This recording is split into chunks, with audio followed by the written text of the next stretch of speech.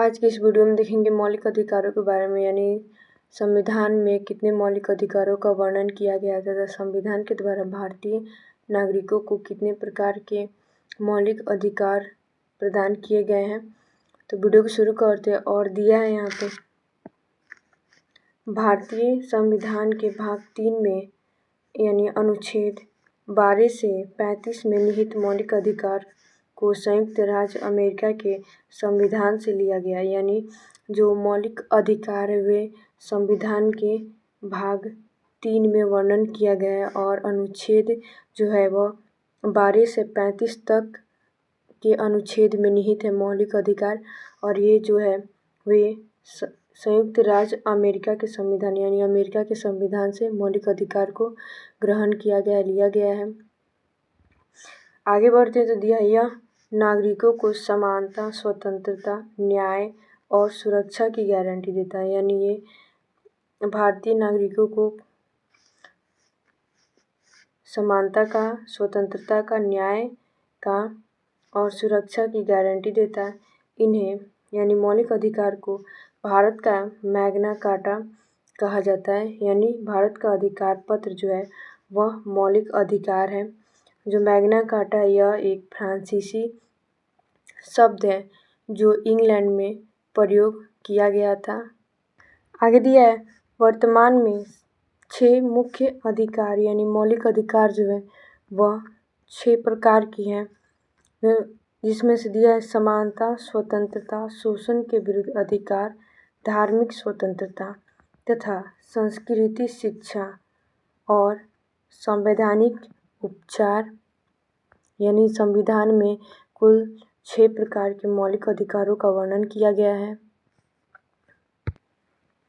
आगे दिया है मूल संविधान में 7 अधिकार थे, यानी जब संविधान को लागू किया गया था 26 जनवरी 1950 को, तब मूल संविधान जो मौलिक अधिकार थे उसमें 7 मौलिक अधिकार थे, लेकिन 44वें संविधान संशोधन 1978 के तहत संपत्ति के अधिकार को जो अनुच्छेद 31 में निहित था को हटाकर कानूनी अधिकार अनुच्छेद 300 के ए में ए बना दिया गया।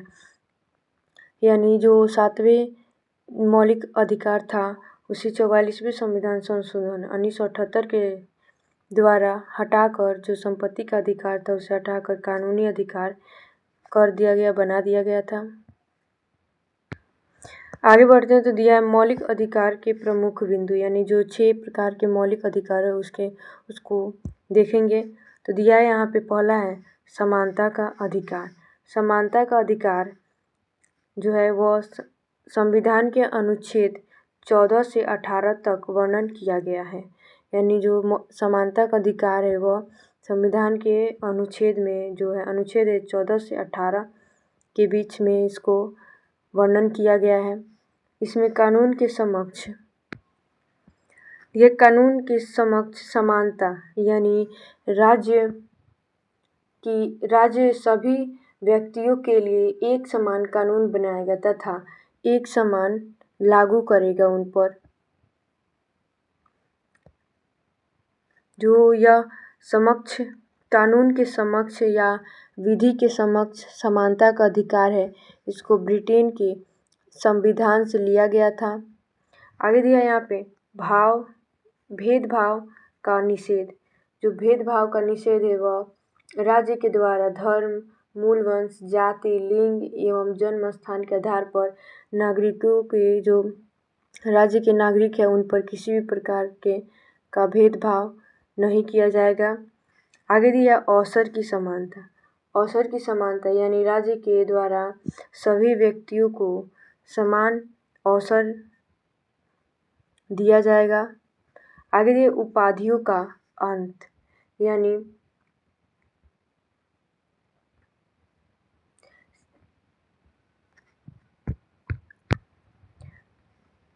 आगे दिया यहाँ पर उपाधियों का अंत, यानी सेना या विद्या यानी शिक्षा से संबंधित सम्मान के सिवा किसी भी प्रकार का जो उपाधि है वह राज्य के द्वारा प्रदान नहीं किया जाएगा।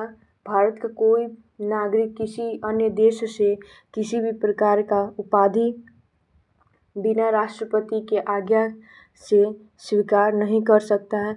आगे दिया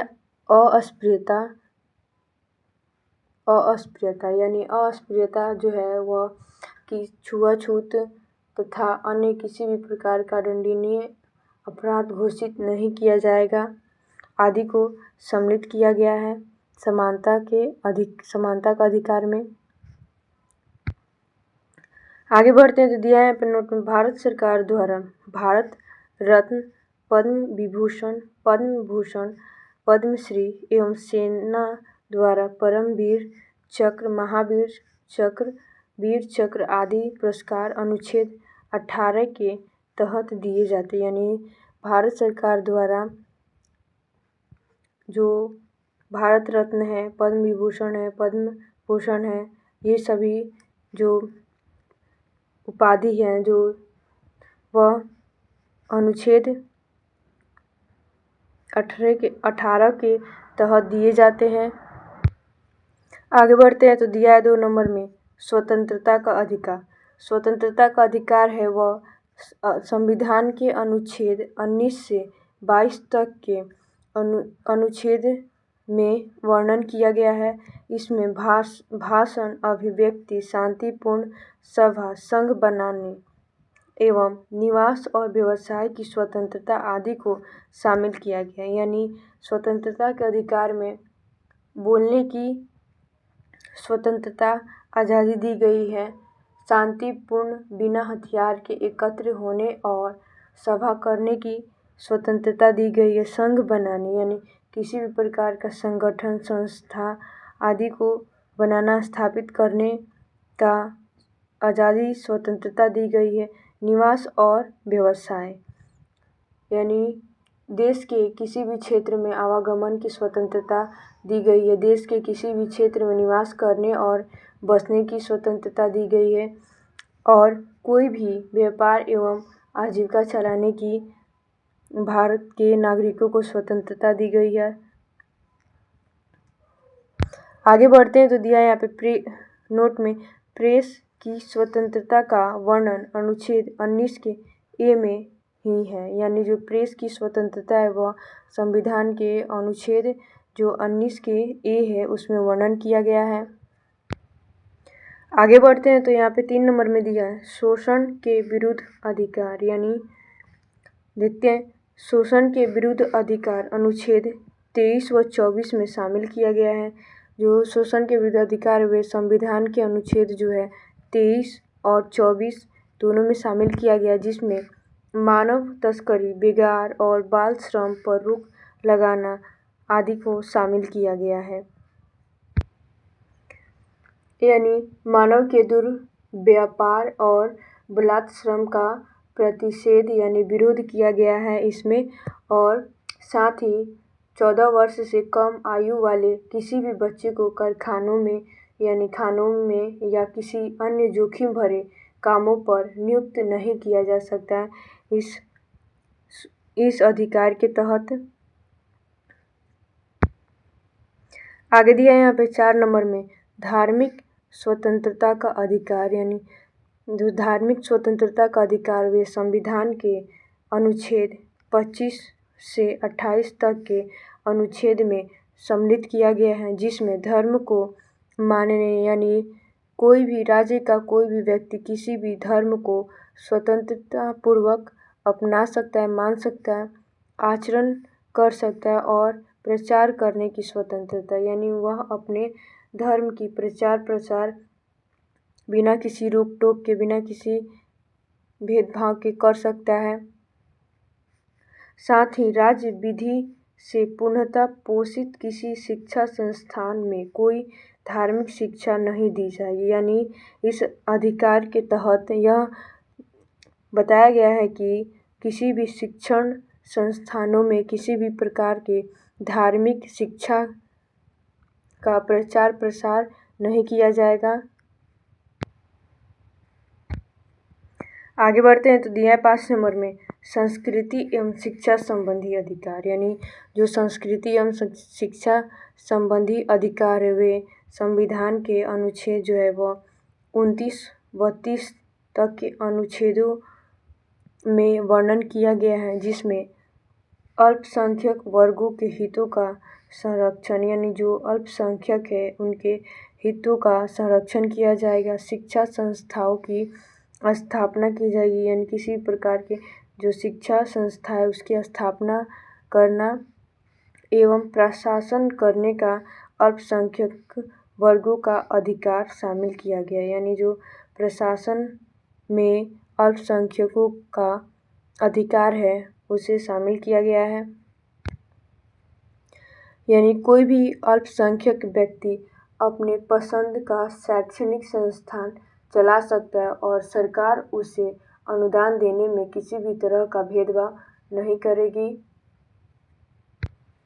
तथा साथ ही कोई भी अल्पसंख्यक वर्ग अपनी भाषा, लिपि और संस्कृति को सुरक्षित रख सकता है और केवल भाषा, जाति, धर्म और संस्कृति के आधार पर उसे किसी भी सरकारी शैक्षिक संस्था में प्रवेश से नहीं रोका जा सकता है। आगे बढ़ते हैं तो दिया है यहाँ पे 6 नंबर में संवैधानिक उपचारों का अधिकार, यानी संवैधानिक जो उपचार है वह संविधान के अनुच्छेद 32 में वर्णन किया गया है। आगे बढ़ते देखते हैं संवैधानिक उपचारों के अधिकार को डॉक्टर भीमराव अंबेडकर ने संविधान की आत्मा कहा है, यानी डॉक्टर भीमराव अंबेडकर के द्वारा संवैधानिक उपचारों को संविधान की आत्मा की संज्ञा दी गई, आत्मा कहा गया है। आगे दिया है इस अधिकार का वर्णन संविधान के अनुच्छेद 32 में किया गया है, यानी जो संवैधानिक उपचारों का अधिकार है वे संविधान के अनुच्छेद 32 में इसका वर्णन किया गया है। आगे दिया इसके अंतर्गत मौलिक अधिकारों को परिवर्तित कराने के लिए समुचित कार्यवाही द्वारा उच्चतम न्यायालय में आवेदन करने का अधिकार प्रदान किया गया है, यानी मौलिक अधिकारों में किसी भी प्रकार का परिवर्तित करने के लिए समुचित जो कार्रवाई है वह उच्चतम न्यायालय कर सकता है। उच्चतम न्यायालय के द्वारा इसके अधिकार को परिवर्तित किया जा सकता है।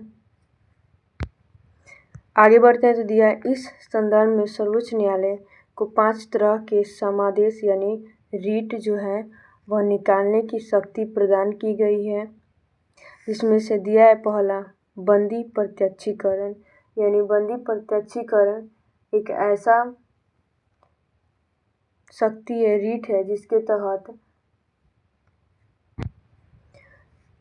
जिसके तहत यह उस व्यक्ति की प्रार्थना मतलब प्रार्थना आवेदन को जारी किया जाएगा जो यह समझता है कि उसे अवैध रूप से बंदी बनाया गया है। इसके द्वारा न्यायालय बंदीकरण करने वाले अधिकारी को आदेश देगा कि वह बंदी बनाए गए व्यक्ति को निश्चित स्थान और निश्चित समय के अंदर ही उपस्थित करे, जिससे न्यायालय बंदी बनाए जाने के कारणों पर विचार कर सके। आगे दिया है 2 नंबर में परमादेश और 3 नंबर में है प्रतिषेध लेख और 4 नंबर में है उत्प्रेषण, 5 नंबर में है अधिकार परीक्षा लेख।